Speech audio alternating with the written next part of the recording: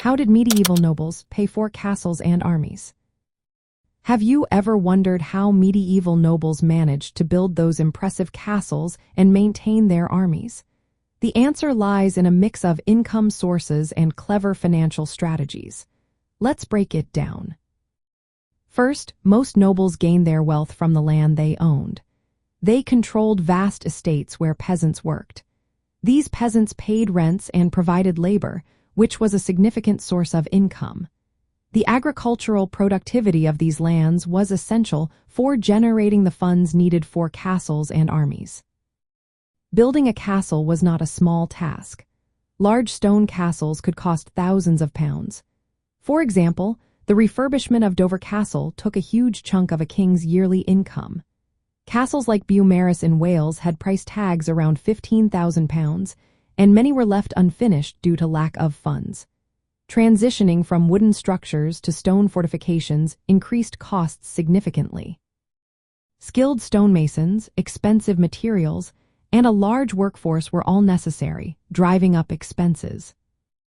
Once the castles were built, maintaining them was another financial challenge.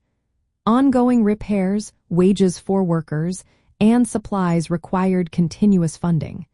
Nobles had to keep a close eye on their finances to ensure their castles remained in good condition.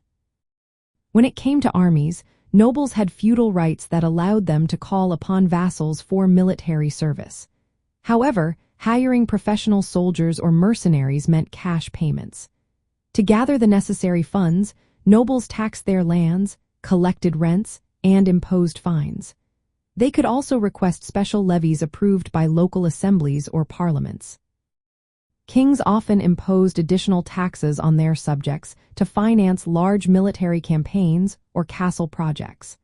The financial demands could sometimes overwhelm noble resources. For instance, King Edward I's extensive castle building in Wales exceeded his treasury's capacity, leading to unfinished projects and political tensions.